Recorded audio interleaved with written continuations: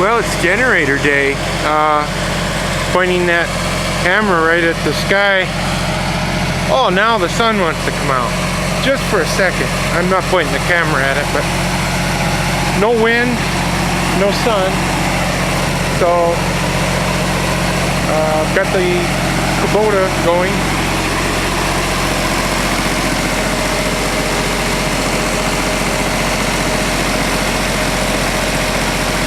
Interesting note here.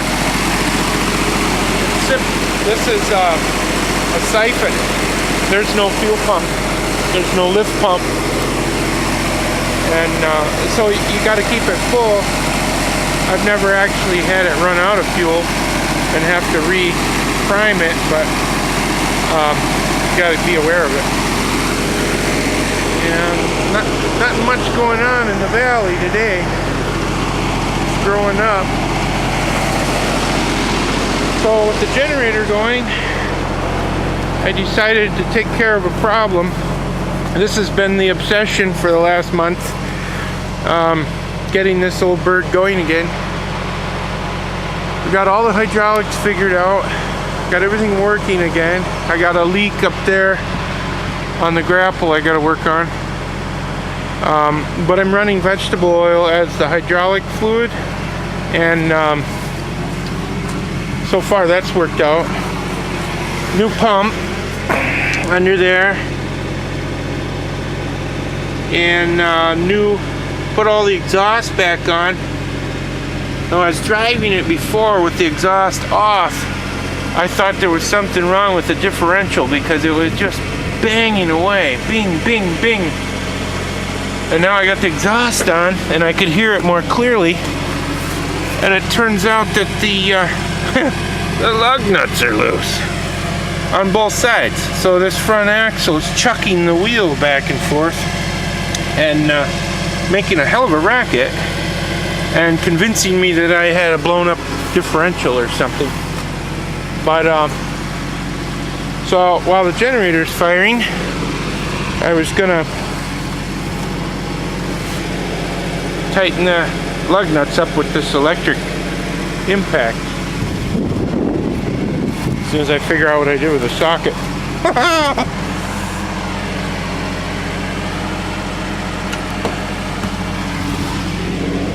Oh, I think that'll fit.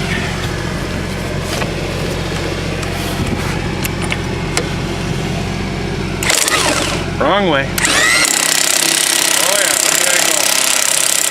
Alright, let's walk it around here a little bit. And it don't wanna. Yeah, so that was the problem, I think, with the noise I heard.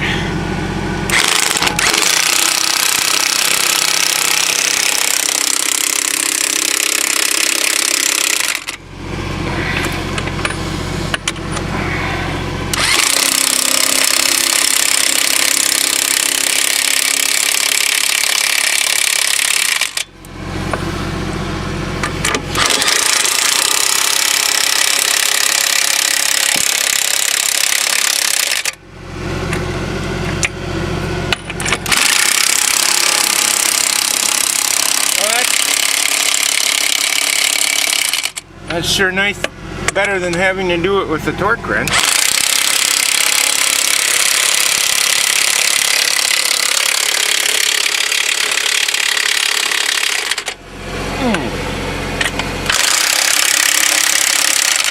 Yeah.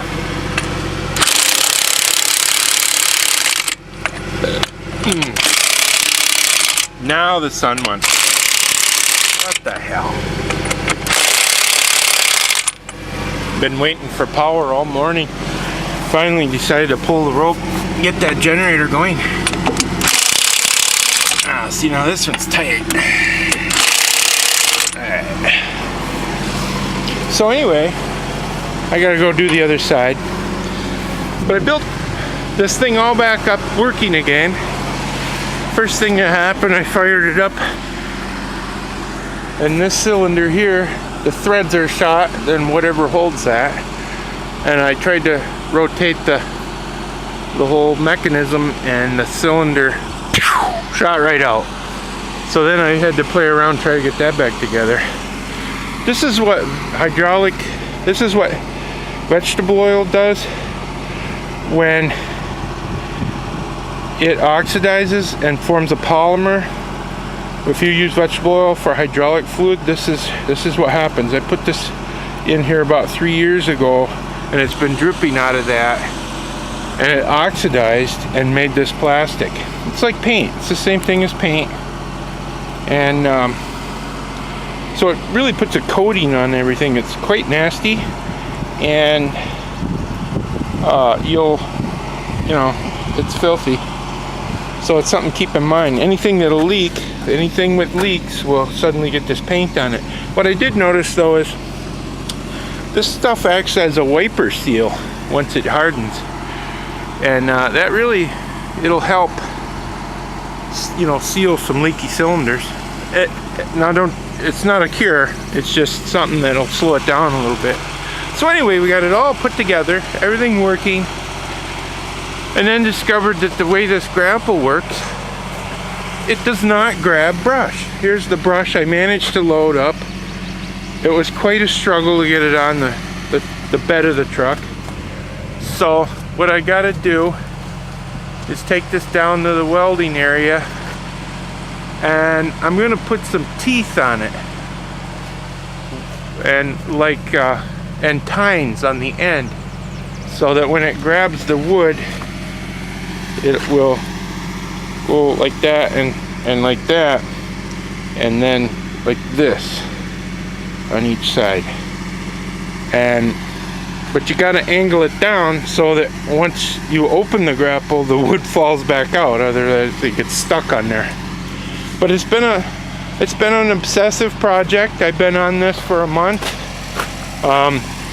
It's a big old gas 392 engine. But it actually, everything works. It's a bazillion years old. Had to put a new fuel pump on, exhaust manifolds, but the brakes work. It'll run all day without overheating, running the boom. And I'm kind of shocked that it's working as well as it is.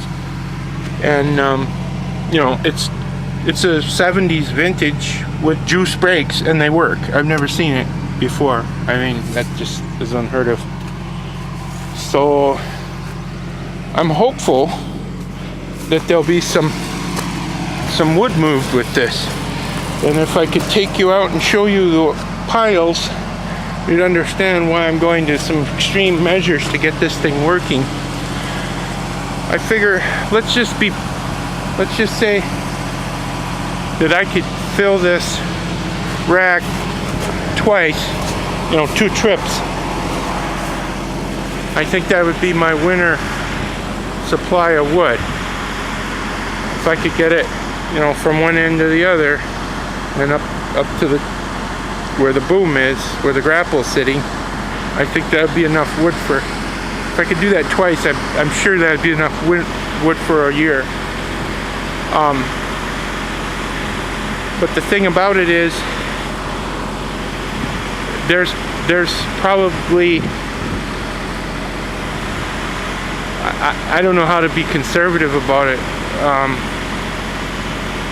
Judging by, I would say I'll be hauling wood for a year out of these piles back there. They're bigger than the camp.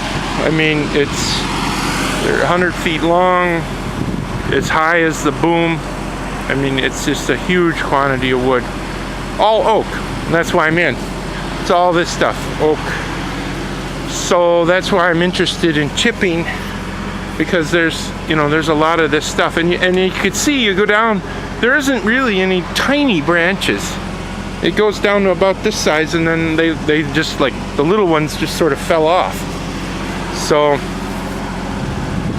I'm very optimistic, and I'm very obsessed with getting it done and getting this working.